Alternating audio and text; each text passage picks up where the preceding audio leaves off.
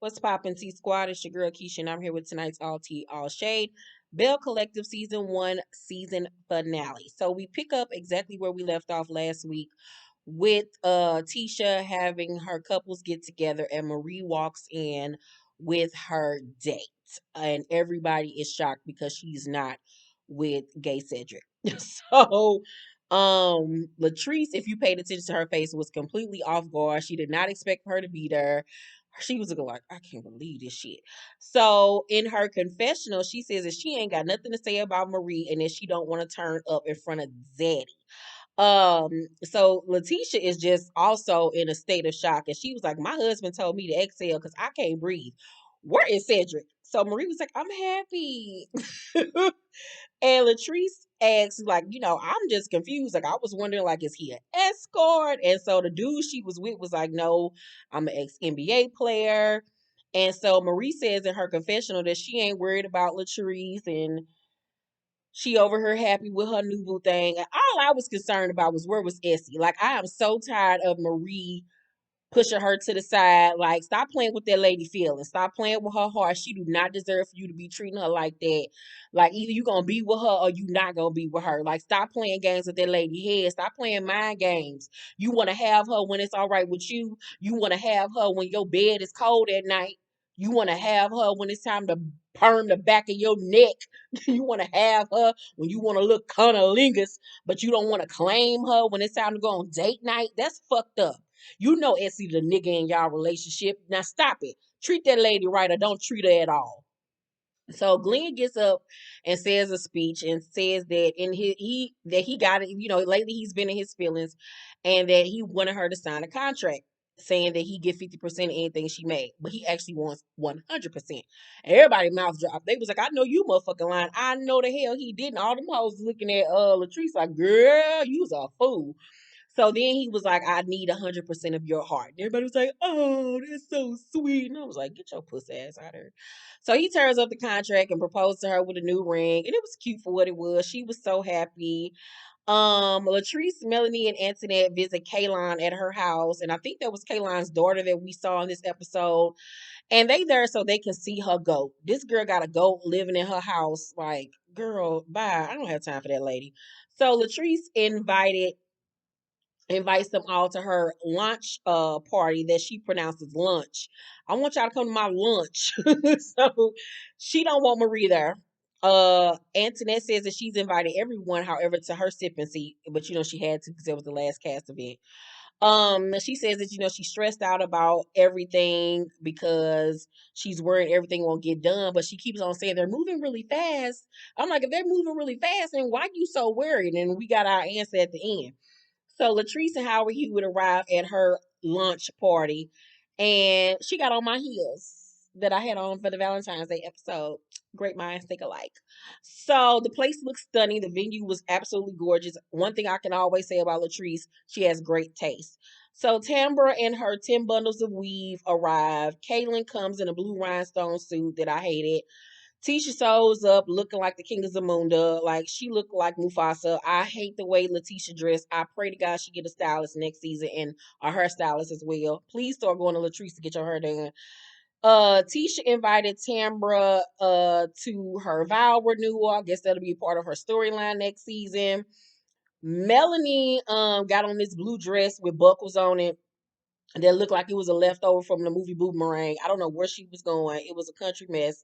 She announces that they got the hair care line in a major store. So congrats to Latrice. That is a huge thing. I support any black woman out here doing it and doing it well. So shout out to her. Marie then opens her new mental health facility with Essie right by her side, being the good little lesbian she is. Marie says in her confessional that she doesn't want people to go through what her mom went through, and they show a picture of her mama, and her mama looked just like Keisha Cole mama. I was like, is that Frankie? Like, her mama looked just like Frankie. Um, Tisha there looking like the flying nun. I don't know where in the fuck she was going. Like, the fashions. Woo, Jesus. So Marie tells Tisha, Tamara, and Essie that she's done with Cedric and move on to her new 6'9" boo thing. And I just felt so bad for Essie because she got to keep up a straight face on camera and act like this shit don't hurt her. But I know what hurt her. I know she cried when she got to the car. Like, Essie, we are team you. We gonna find you a nice stud to love you right, girl. So Tamra meets up with Damon at the park and she got on that god awful ugly pink lipstick again.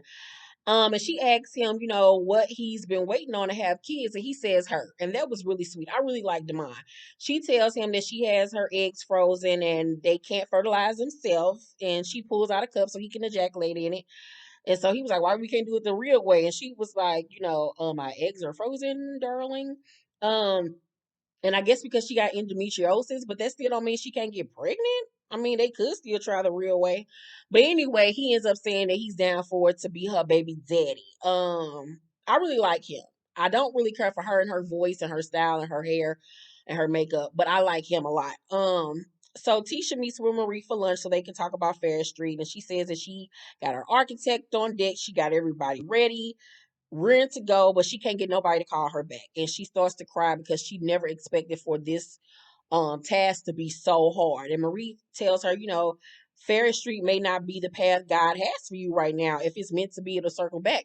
And sometimes we have to understand that, what your will is not God's will all the time. And it might be something where he's trying to shield you from, a negative situation, negative people, things that might end up being your downfall. It may be something that you're not emotionally or spiritually ready to take on. You might have some more growing to do in certain areas before he wants to bless you with that. And that's something that I've had to learn the hard way.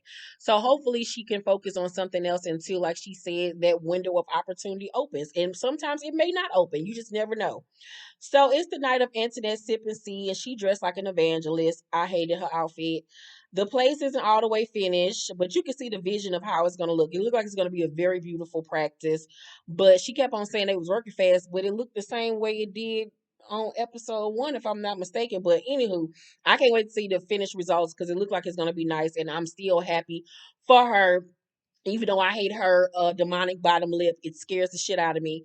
But I'm very proud of her and her dentistry. That's a glow up unlike no other.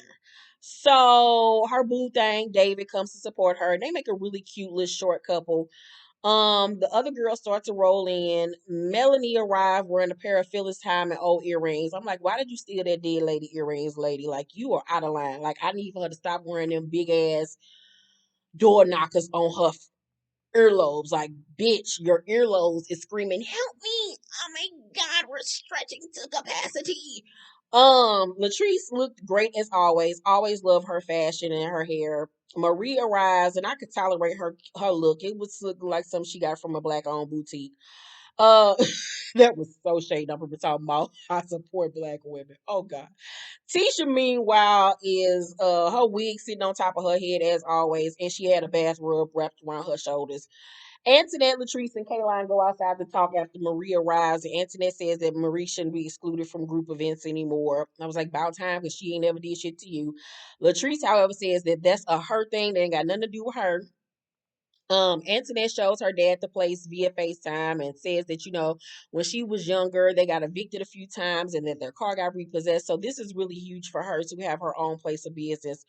Tisha does a toast and makes it all about herself and about Ferris Street. And that, it's look like it's not going through, and the other ladies say that they're gonna have her back with the gold. So she's really happy about that. Marie was like, it's time for you to go to bed. I gotta go.